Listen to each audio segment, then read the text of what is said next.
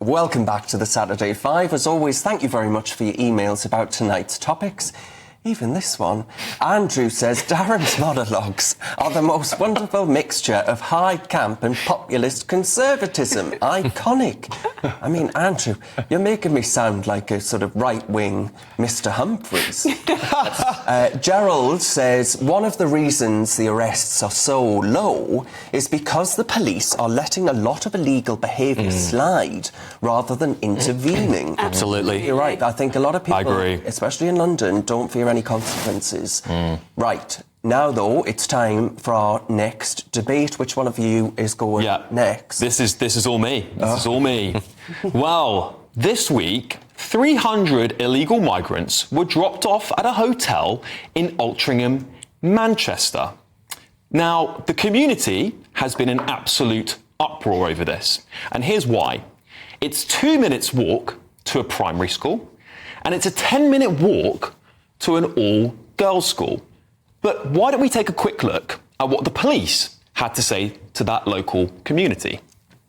Today, I can assure you we've had asylum seekers in Trafford for several years, and there has been no spike in crime, there has been no increase in crime that's attributed to these asylum seekers.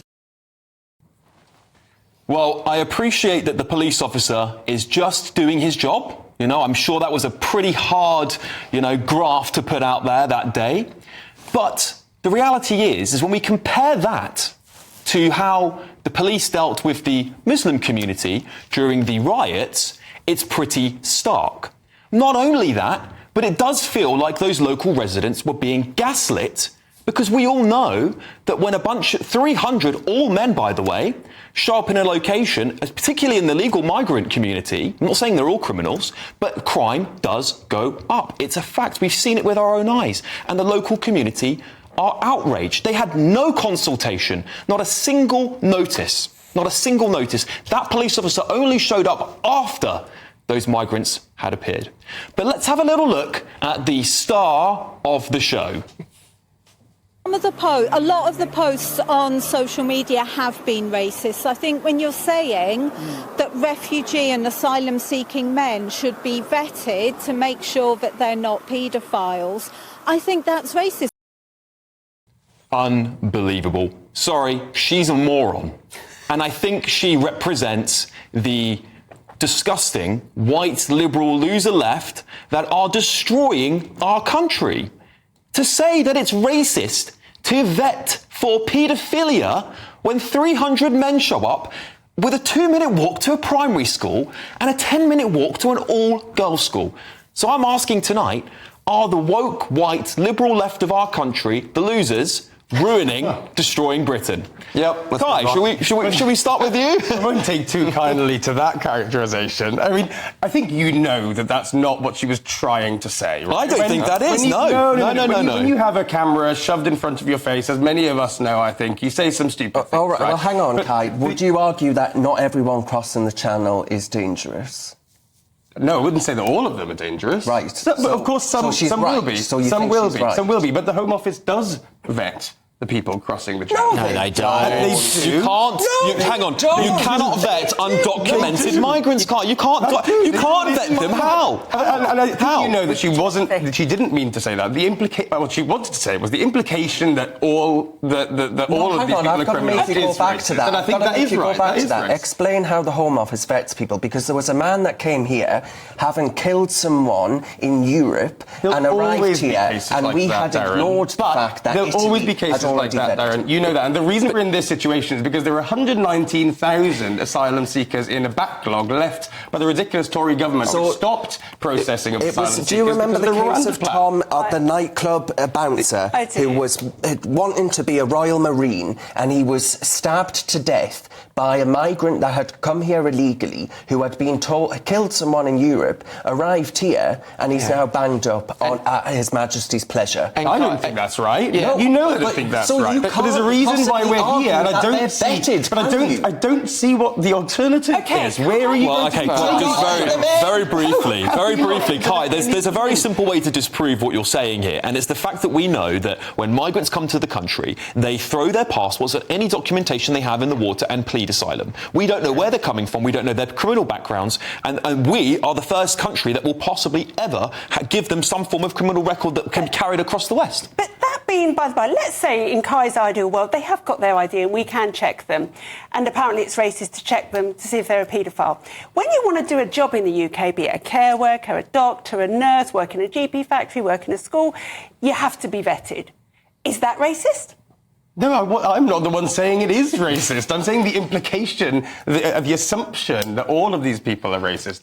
Do you know what? We shouldn't be surprised, though, Renee. We shouldn't be surprised, because this is the party, these are the people that said that showing your ID at the ballot box, that's racist. But I want to... Did you read to do that? The post office, when they do that, a copper pulling you over in your car, it's not racism then. But when it comes to actually the integrity of the ballot box or the integrity of Britain's borders and keeping your girls safe, then it's racist. Darren, can I pick up on this point from Kai that this is just going to happen? It's a necessary evil as a result of these people being here. There's a very big difference between, say, a British citizen committing a crime, which unfortunately we can't just boot them out of the country. That's citizenship. Every single crime that is committed by someone that comes on a boat is a choice by the government, and every single crime that comes from one of those citizens is therefore avoidable. I don't for a second accept that this is just a necessary evil that we have to tolerate. If we actually get our borders under control, those crimes go away. But if we go ahead with your line of reasoning, right, what we are doing is looking at people with some of the most harrowing stories. Oh, come on. No. Let me finish. Some of the most harrowing stories of people trafficking, seeing people in front of their very eyes drowning in the Channel. And well, they wouldn't have drowned if they'd have stayed in France, we're taking a handful of criminals who absolutely should be banged up for what they do, and then that has massive implications for actually the vast majority of peaceful asylum seekers who have had horrible lives and who are just here to make their lives better and to contribute back to society. Well, let me just quickly challenge one other thing, because I think this is really important. Did Keir Starmer not say just a few weeks ago that the hotel policy of putting migrants up in hotels was over? It was ended. Well, obviously... Is this another U-turn, Kai? Well, I'll have to put my hands up. I mean, look, I'm a member of the Labour Party. I'm not a member of the shadow cabinet. But look, I mean, obviously they're dealing with a ridiculous situation. He's U-turned again. I admit that. Because he didn't know what he was doing before the election, did he? But... Labour didn't really have a plan. They had a lot of rhetoric. I do agree that their comms has been rubbish. They should have consulted this community, but, you know, they have to go somewhere. They have to go somewhere. And to think that one community can choose over others... I watched that video, and there's a woman at the start, Kai, and she says... We don't know anything about these people. We don't know they're coming here. And then there's a fella that says, you know, I've got a daughter, blah, blah, blah. And they're worried about that. Do you not... There's no part of you, Kai, that can reach out and have sympathy for those people that live in a genuine fear. That's not xenophobia. That, to me, is completely rational. And I don't think they're being racist at all. I don't think they're being xenophobic. Well, that woman just... I feel a lot of sympathy for that community, but I also am asking you to have sympathy for some of the asylum seekers who have come here by no choice of their own. It is by choice of their own. They found the 5,000 quid to get in a dinghy and come over the English Channel. I think I probably would as well if I lived in Syria. I think the police... Where's it from? If you're living in Syria, in squalor and all the rest of it, where do you think all that's coming from? The fact of the matter, they've travelled through an entire continent with the Schengen zone, which is apparently meant to be unique to these members of the European Union, are being used by blind and willful liberal idiots